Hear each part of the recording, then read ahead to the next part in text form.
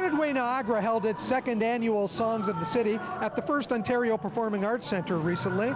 The program of songs matched with stories is a special thank you to the many donors who give generously to fund United Way agencies.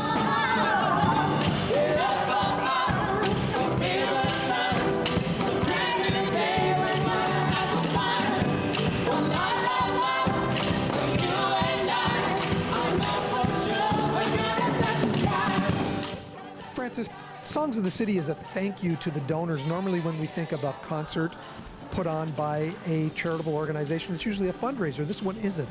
Well, that is what is so special about this evening. We had this incredible opportunity to be able to thank our donors in one of the most special ways that I can imagine. And that's by having people tell their story, not just tell their story verbally, but to have it expressed through music, which is such an incredible experience. I think it touches our hearts when we see it done like that. Songs of the City as a concept began in Toronto in 2015. Creative director Michael James works with each speaker prior to the program. Michael, you have the pleasure of working with each speaker to prepare for tonight's program. How long does that take and what is that process like? We work every other week for a couple of hours each as a group. That's critically important that this communal bond be developed, that they support each other. As you see, we're in the rings right now and they're together.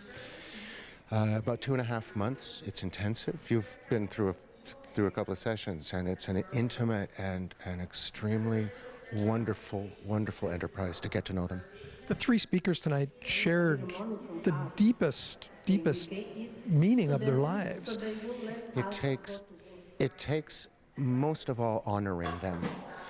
Whatever it is they've been through in their lives, which is immense, then it's another thing. Would you mind bearing this to a bunch of people that you'll never see again?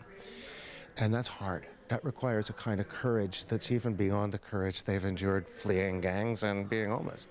It's a different thing altogether. And then to throw the music into the mix, you're asking them to enter a creative world that they, for the most part, would never have experienced before. And it requires the most intimate of touches and ways to introduce them to the emotional part of the evening. Three fantastic musicians tonight came up with three amazing songs as well. That must bring a big smile to your heart to hear those songs tonight. It's such a creative act. In any case, songwriting is a creative act. You draw from the world around you and create a story, a narrative. In the case of Songs of the City, to introduce the songwriter to the speaker and ask them each to open doors and let each other in. And out of that comes a song that is about and for that speaker. That's extraordinary. It's not only a gift to the audience, it's the greatest of gifts to the speaker and to the composer. Glenn Norton's life spiraled out of control following the death of his wife. He shared his story with Juno Award winner Tom Wilson, who put it to song. Glenn, what's it like to hear your story put to music by someone like Tom Wilson? He captured the whole instance, what I was doing, about Marie, myself, and it was just fantastic. It brings tears to my eyes. Can you describe the feeling the first time you heard it? I was very overwhelmed. It brought tears to my eyes. I was very, very emotional about it, and he actually captured what him and I had talked about, and it was just fantastic. Listening to your story, Glenn, you hit some pretty low depths. You're back up now, and you're trying to lift others up to the levels where you are now. Well, when I was in the mental health ward, I seen a lot of people. I talked to a lot of people there, and I had a lot of trouble when I come out of there with the healthcare system. And I thought, you know what? I'm homeless. I want to make changes for people that are down and out and stuff like that. So when I did get out of the hospital, I was interviewed by the Hearts Committee of Niagara, get on their committee. We did a play here in St. Catharines at this theater, actually, about homelessness, and that's when I became a homeless advocate and started working and advocating for the homeless.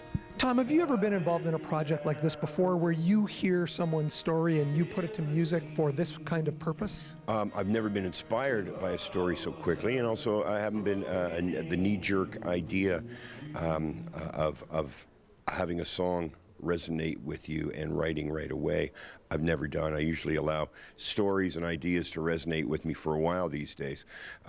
Glenn's story was something that I found after talking with Glenn on the phone.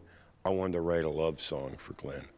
I wanted to write a love song for Sweet Marie. And, you know, it's not necessarily when people fall down. It's about when they get picked back up that is inspiring to the rest of us. And Glenn's story is inspiring to me. I've been down in a few ditches myself in my life. So I think that Glenn and I are meeting at different degrees of experience, life experience.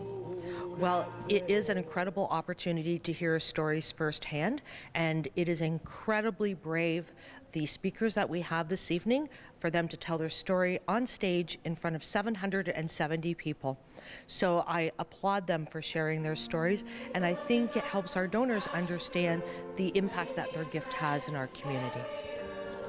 Songs of the City took on an even more important role this time, as this is the first year that One United Way represents all of Niagara. For information on United Way agencies and to donate, please visit their website. Reporting for The Source in St. Catharines, I'm Mike Balsam.